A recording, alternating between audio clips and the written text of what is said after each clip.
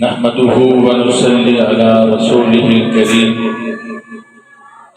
أما بعد فأعوذ بالله من الشيطان الرجيم بسم الله الرحمن الرحيم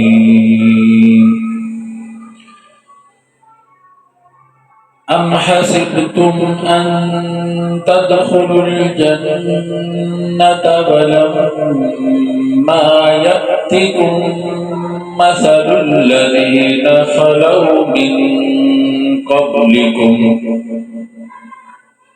مستهم البأساء والضراء وزلزلوا حتى يقول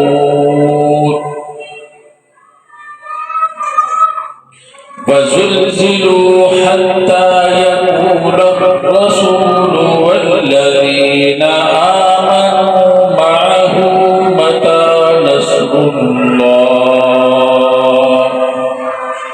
ألا إن نصر الله قريب صدق الله العظيم۔ اللہ رب العزت نے یہود و نصارہ کی اخلاقی دینی گراوٹ پستی کو ذکر کرنے کے بعد فرمایا ان کو چھوڑ دو، ان سے اعراض کیا ہے۔ ام حسبتم میں ام جو ہے یہ بل کے معنی میں ہے، بل جو ہے وہ اعراض کے لیے آتا ہے، اور ساتھ ساتھ حمزہ یہاں استفہام کا مقدر ہے، جس کا مطلب یہ ہے کہ تمہارا جو خیال ہے یہ بھی قابل اصلاح ہے۔ تو گویا کہ اس آیت مبارکہ کا مضمون یہ ہوا کہ اللہ رب العزت نے جس کا وعدہ فرمایا ہے، جس کے بارے میں اللہ رب العزت نے فرمایا ہے کہ جس کو چاہتا ہے وہ سیدھے راستے کی ہدایت دیتا ہے، وہ سیدھا راستہ بغیر محنت کے، بغیر مشقت کے، بغیر مجاہدے کے اس پہ چلنا ممکن نہیں ہے۔ تمہیں یہودیوں سے تکلیف ہو رہی ہے، یہودی تمہیں پریشان کر رہے ہیں، اور دوسرے بھی بہت سی تکالیف ہیں، یہ تکالیف اس راستے کے لیے لازم ہے، اور دوسرے لوگوں کو بتلانا بھی مقصود ہے کہ تم بھی اپنا ایمان صحابہ کرام کے ایمان کی طرح مضبوط کر لو۔ ایمان میں صرف اتنا ہی کافی نہیں کہ انسان اللہ پر ایمان لے آئے اور اس کے رسول صلی اللہ علیہ وسلم کی تصدیق کر لے اور بس جنت مل جائے گی۔ اللہ تعالیٰ فرماتے ہیں اس کے ساتھ ساتھ تکلیفیں اور پریشانیاں اور مصیبتیں بھی جھیلنی پڑتی ہیں۔ یہ صرف مسلمانوں ہی کے لیے نہیں، اس سے پہلے بھی لوگوں پر بڑی بڑی تکلیفیں آئی، بڑی بڑی مصیبتیں آئی، بڑی بڑی پریشانیاں آئی، اور وہ برداشت کرتے رہے۔ تو اس لیے اس راستے کی یہ خاصیت ہے۔ کسی نے خوب فرمایا قدم ہے راہ الفت میں تو منزل کی طلب کیسی، یہاں تو عین منزل ہے تکن سے چور ہو جانا۔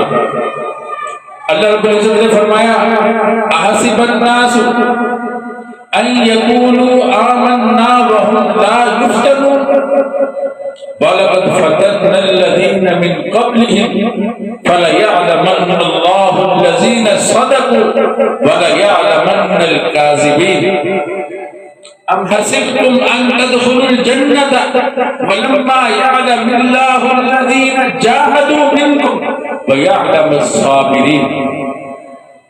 فرمایا وَلَقَدْ نَعْلَمُ أَنَّكَ يَضِيقُ صَدْرُكَ بِمَا يَقُولُونَ، ہمیں معلوم ہے آپ آپ کا سینہ یہود و نصارہ کی باتوں سے، مشرکین کی باتوں سے تنگ ہوتا ہے۔ نبی اکرم صلی اللہ علیہ وسلم کو اور مسلمانوں کو مدینہ منورہ کی طرف ہجرت کے بعد بھی یہود و نصارہ سے بڑی تکلیفیں پہنچی۔ وجہ اس کی یہ تھی کہ مسلمان اپنا سب کچھ چھوڑ کر، مال و دولت چھوڑ کر، اللہ اور اس کے رسول صلی اللہ علیہ وسلم کی محبت میں مدینہ منورہ کی طرف ہجرت کر کے گئے تھے۔ ایک تو یہ بے سر و سرمانی کی وجہ سے پریشانی، دوسرا یہودیوں کی روز نئی سے نئی بات جو مسلمانوں کو پریشان کیے رہتی تھی۔ اور جب غزوہ احد ہوا تو منافقین نے بھی کہنا شروع کر دیا کہ اگر نعوذ باللہ رسول اللہ صلی اللہ علیہ وسلم سچے نبی ہوتے تو تم قتل کیوں کیے جاتے، اتنے تم میں سے گرفتار کیوں ہوتے۔ اس طرح کی باتیں آپ سمجھ سکتے ہیں کہ کس قدر دل آزاری کی باتیں ہیں۔ اوپر سے زخم بہت لگے تھے غزوہ احد میں، پریشانی تھی، بہت سے مسلمان شہید ہوئے، گرفتار ہوئے، اور ادھر ان کی باتیں۔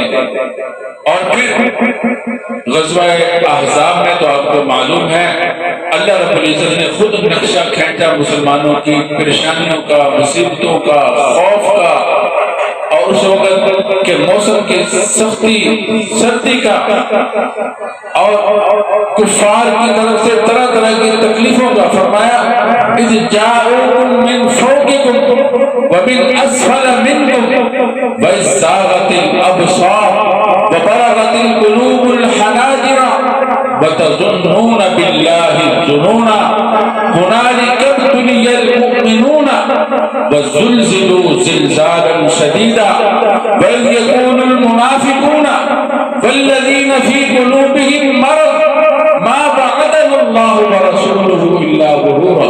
اس قدر جھنجھوڑا، اس قدر ہلایا، بار بار جھنجھوڑا، مسلمانوں کے آنکھیں کھلی کی کھلی رہ گئی خوف کی وجہ سے، پریشانی کی وجہ سے، اور کلیجے منہ کو آ رہے تھے۔ وبلغت القلوب الحناجر، اور طرح طرح کے خیالات وسوسے دلوں میں آ رہے تھے۔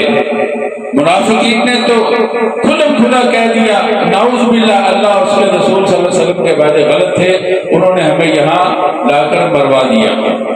وہ تو کھلم کھلا کہنے لگے۔ تو یہ طرح طرح کی تکلیفیں آتی تھی۔ یہ تکلیفیں مرتبہ کم کرنے کے لیے نہیں آتی، اس لیے نہیں آتی کہ ایمان کے اندر کمزوری ہے، اس لیے نہیں آتی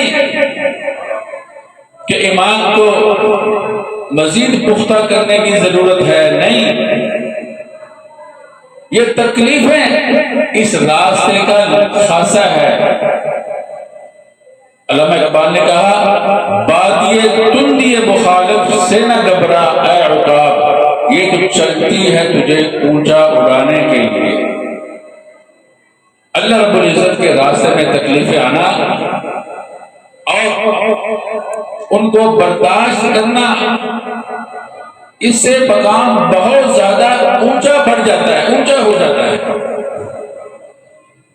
نبی اکرم صلی اللہ علیہ وسلم ایک دفعہ تشریف فرما تھے، حضرت خباب بن ارد رضی اللہ تعالیٰ عنہ فرماتے ہیں صحابہ کرام نے شکایت کی کہ اے اللہ کے رسول صلی اللہ علیہ وسلم آپ ہماری لیے دعا کر دیجیے، اللہ تعالیٰ سے مدد مانگ لیجیے۔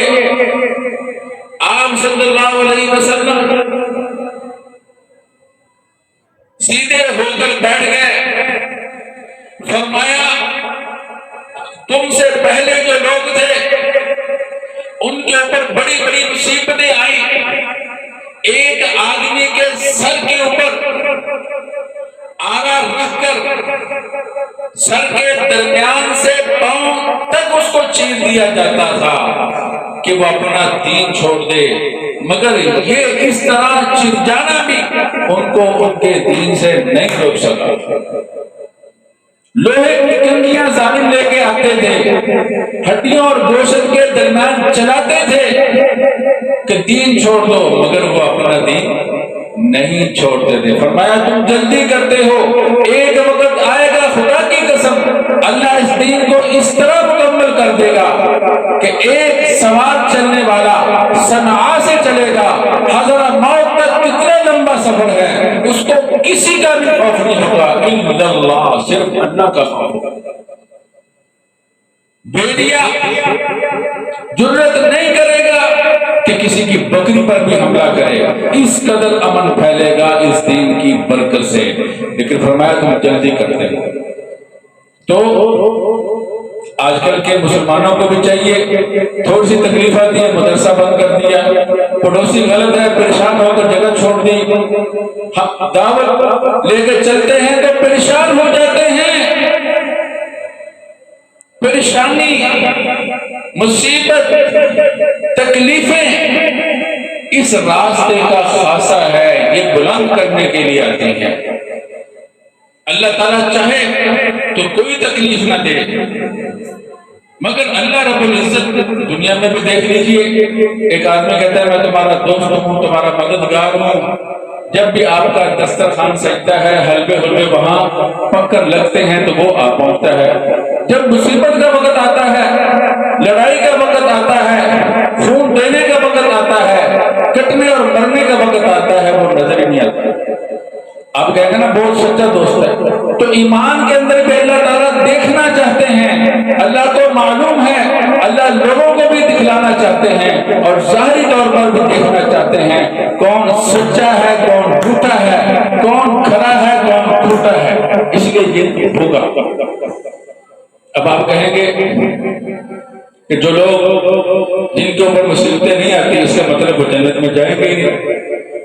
اس کا جواب یہ ہے کہ مصیبتوں کی کئی قسمیں ہیں، درجہ بندیاں ہیں۔ اللہ کے نبی صلی اللہ علیہ وسلم نے فرمایا حجبت الجنت بالمکارہ وحجبت النار بالشہوات۔ اللہ نے جنت کو مکارے ناپسند چیزوں کے ساتھ ڈھانپ دیا ہے اور جنت کو خواہشوں کے ساتھ، جہنم کو خواہشات کے ساتھ اور شہوات کے ساتھ ڈھانپ دیا ہے۔ جنت کو ناپسند چیزوں سے، جہنم کو خواہشات کے ساتھ۔ اس لیے جنت میں جانا ہے تو ناپسند چیزیں ان کا سامنا کرنا ہوگا، اگر نہیں کرو گے تو جہنم میں چلے جاؤ گے۔ اس لیے کہ خواہشات وہاں ہیں، شہوتیں وہاں ہیں، لذتیں وہاں ہیں، اس کا پردہ ہے۔ تو تکلیفیں تو آتی ہیں لیکن اس کے درجات ہیں۔ اللہ کے نبی صلی اللہ علیہ وسلم نے فرمایا اشد الناس بلاء الانبیاء ثم الامثل ثم الامثل ثم الامثل فالامثل۔ سب سے زیادہ مصیبتیں اور تکلیفیں انبیاء کو آتی ہیں، جو سب سے زیادہ نیک ہوتے ہیں، اللہ کے سب سے زیادہ قریب ہوتے ہیں، ان کو آتی ہیں، پھر ان کے جو قریب ہے، پھر ان کے جو قریب ہے۔ تو تکلیفیں تو آتی ہیں، مگر ایمان لے کر آنا، اپنے پرانے خیالات کو چھوڑ دینا، یہ بھی ایک تکلیف ہے۔ ایمان کے بعد اپنے نفس کو اللہ رب العزت کی مرضیات پر رسول اللہ صلی اللہ علیہ وسلم کے طریقے کے مطابق پابند کرنا، یہ بھی ایک قید ہے۔ تکلیفیں ہیں، اس لیے اللہ کے نبی صلی اللہ علیہ وسلم نے فرمایا الدنیا سجن المؤمن و جنت الکافر۔ دنیا مومن کے لیے قید خانہ ہے، کافر کے لیے جنت ہے۔ تو تکلیفیں آتی ہیں آخرت کے اندر بھی۔ اب دیکھ لیجئے آخرت کے اندر بھی، خیر کو بتاتا ہوں بات کو، آخرت کے اندر بھی انہی تکالیف کے بقدر بدلہ ملے گا۔ جنت انہی تکالیف کے مطابق ملے گی، جس طرح کی دنیا میں زندگی گزاری ہوگی، جس طرح اسلام کی خاطر قربانیاں دی ہوں گی، اللہ رب العزت جنت میں بھی اتنا ہی درجہ بلند عطا کرے گا۔ اب آپ اس آیت مبارکہ کی طرف آئیں، اس کا ترجمہ کرتے ہیں۔ تو اللہ رب العزت فرماتے ہیں ام حسبتم ان تدخلوا الجنت، کیا تم نے یہ خیال کر رکھا ہے کہ تم جنت میں داخل ہو جاؤ گے؟ یعنی یہ خیال درست نہیں ہے. ولما یاتکم مثل الذین خلوا من قبلکم، تمہارے اوپر وہ حالات نہیں آئے جو ان لوگوں پر آئے جو تم سے پہلے گزر گئے. اس طرح کے حالات تمہارے اوپر نہیں آئے. وہ کیا حالات ہے؟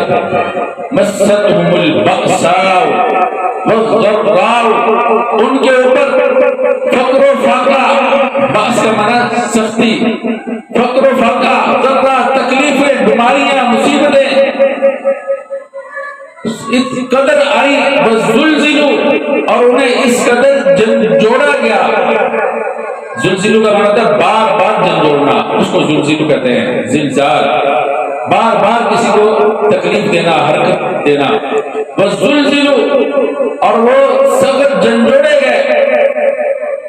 حتی یقول الرسول والذین آمنوا، حتی کہ کائنات کے سب سے سچے، سب سے ایمان میں مضبوط اور اللہ کے قریب لوگ، رسول وہ اور ان کے نور نبوت سے روشنی حاصل کرنے والے ان کے صحابہ، وہ کہہ اٹھے متی نصر اللہ، اللہ کی مدد کب آئے گی؟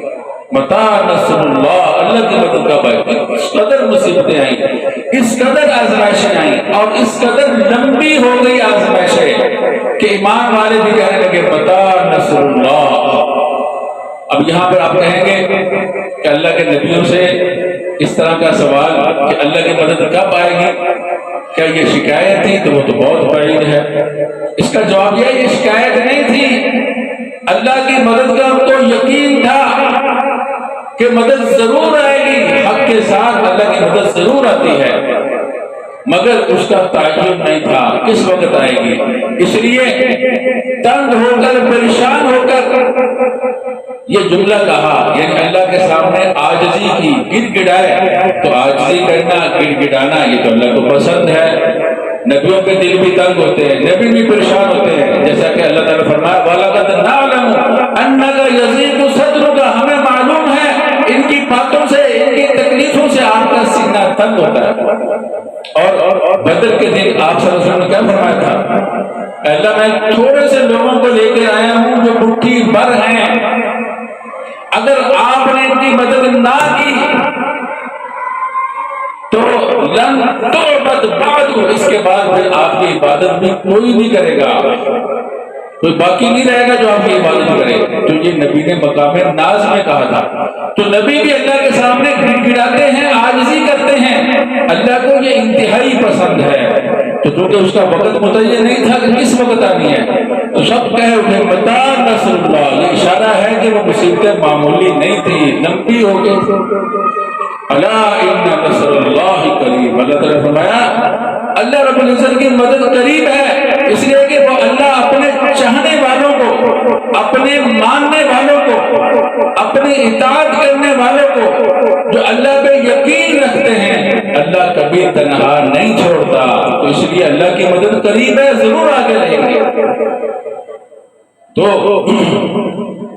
اس سے معلوم ہوا کہ اگر پریشانی اور مصیبت کچھ بڑھ جائے تو یہ نہیں سمجھنا چاہیے کہ ہمارا کام غلط ہے یا ہمارا طریقہ غلط ہے.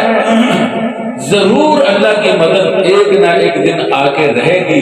یہ اللہ کی مصلحتیں ہوتی ہیں. اللہ رب سے دیکھتا ہے، پرکھتا ہے کون سچا ہے، کتنا کھوٹا ہے.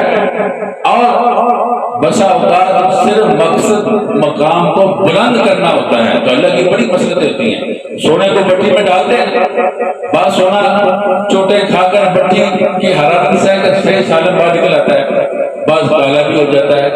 تو اللہ رب العزت دیکھنا چاہتے ہیں، کسی کا مقام بلند کرنا چاہتے ہیں. تو مدد کا دیر سے آنا یہ اللہ کی حکمت اور مصلحت کے مطابق ہوتا ہے.